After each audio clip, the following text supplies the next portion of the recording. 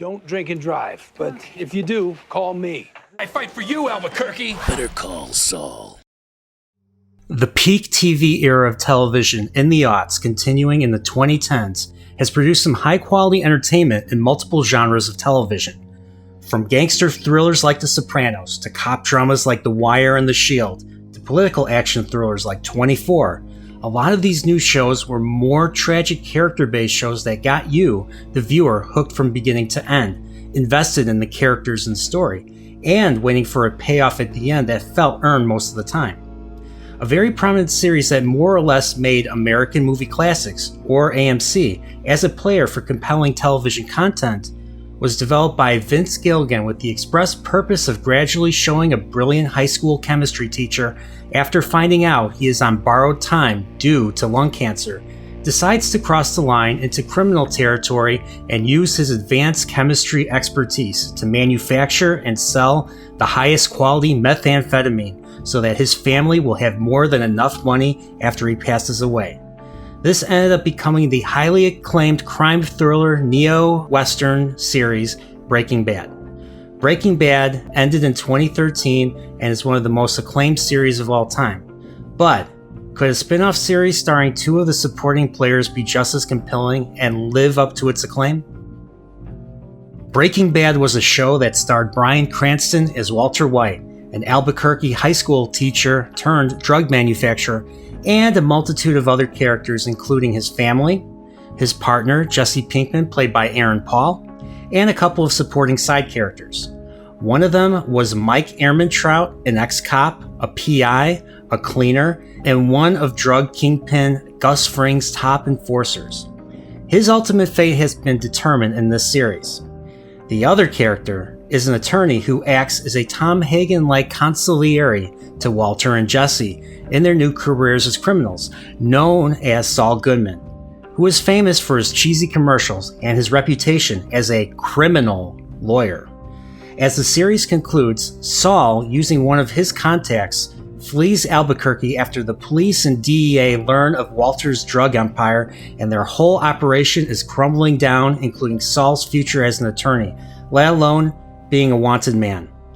The last we see of him, he tells Walter that his best case scenario will be him as a Cinnabon manager in the middle of Omaha, Nebraska. Breaking Bad was an absolute smash hit that put AMC on the map of providing quality television programming and paved the way for more shows from Vince Gilligan. Was there more story to tell for these side characters? Since the character of Saul was super popular with the audience and for good reason, they decided to make a spin-off show based on the character Peter Gould created, and like the name of Saul's intro episode, the creators decided to call this show Better Call Saul.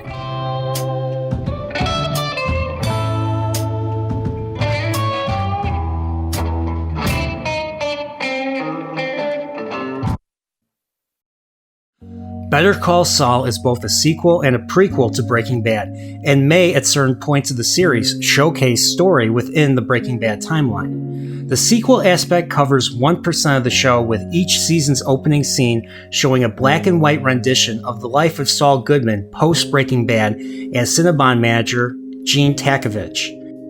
As Gene, has he completely lost that moxie that made him Saul Goodman? The showmanship?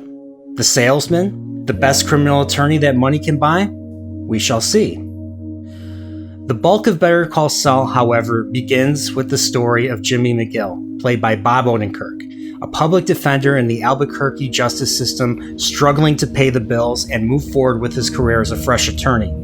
We also learn that he was originally from Cicero, Illinois in Chicagoland and used to be a scam artist known as Slippin' Jimmy, staging accidents and demanding money from those he deemed responsible. Let's just say these aspects of Jimmy mold him into the persona Saul Goodman, whom he will inevitably become, with us as the viewership present to see his gradual transition throughout the series.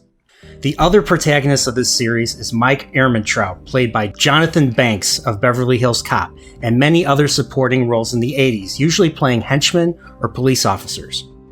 We learn in this show the details behind how he left the police department in Philadelphia and why he is in Albuquerque, which is mainly to support his widowed daughter-in-law and granddaughter, and how he eventually gets mixed up with the Juarez cartel from Breaking Bad, So more of the action thriller elements of the previous show will still be here in Mike's storyline, hence the neo-Western aspect. In this series, we get to see Mike's moral decline as the show unfolds. We are introduced to other new characters in this series, starting with Kim Wexler, played by Ray Seahorn, an attorney at Hamlin McGill, who happens to be very close with Jimmy and is probably the one friend he has outside of work and will regularly stick up for him. She is very career-oriented, who is very good at her job, and her story parallels Jimmy's in some ways, with both of them trying to achieve success in law practice. Does their relationship grow throughout the show? We also meet Chuck McGill, played by Michael McKean, Jimmy's older brother, who is a widely renowned lawyer in the Albuquerque area and the main partner of HHM, but has a medical condition that makes him inexplicably oversensitive to light and electricity, and therefore is a shut-in during the beginning of the series, with Jimmy being his primary caretaker. Is Chuck's condition a physical condition, or is he harboring something deeper, perhaps some profound resentment towards his brother? Next is Chuck's partner at HHM, Howard Hamlin, who is Kim's boss and the only partner who goes to the office every day. He has an adversarial relationship with Jimmy, who calls him Lord Vader, coming across as arrogant and unfair to both Jimmy and Kim. Last, we have Nacho Varga, a career criminal and member of the Juarez cartel who initially works for Tuco Salamanca. Remember him? We meet him as one of Jimmy's schemes goes wrong. He will use every opportunity he can to rip off any unwitting victim for an easy score.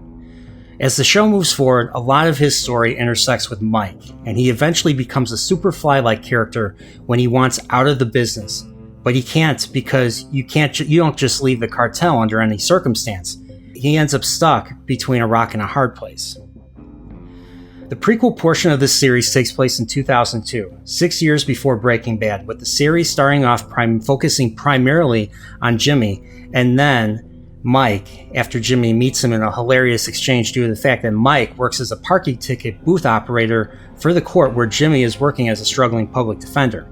After season 1, Jimmy and Mike have their own separate storylines, whereas Jimmy's is more focused on his legal career, his shenanigans as Slippin' Jimmy, and his relationship with his brother Chuck, whereas Mike covers more the action thriller-esque style of Breaking Bad, with dealing with the criminal element, and of course the return of the Juarez cartel and perhaps a certain drug kingpin whose front is a series of southwestern fried fast food chicken restaurants.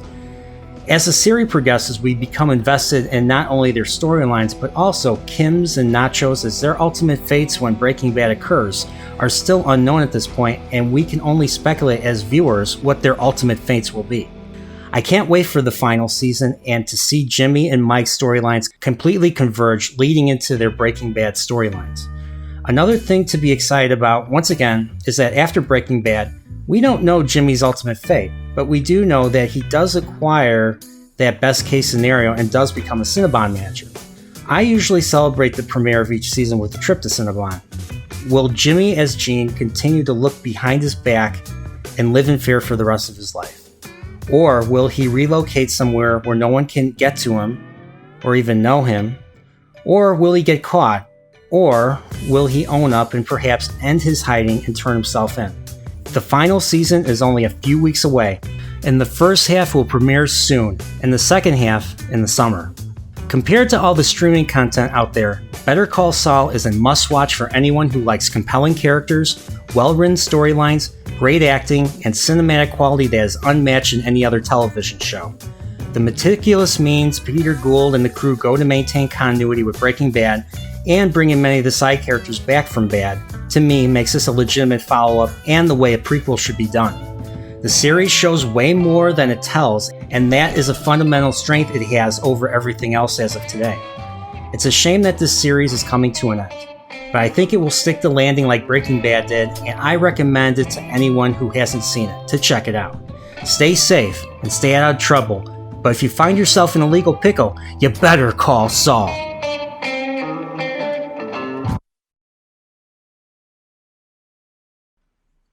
Thanks for watching my layman's guide to Better Call Saul. I am so excited for the final season and will follow up on this by talking about Breaking Bad.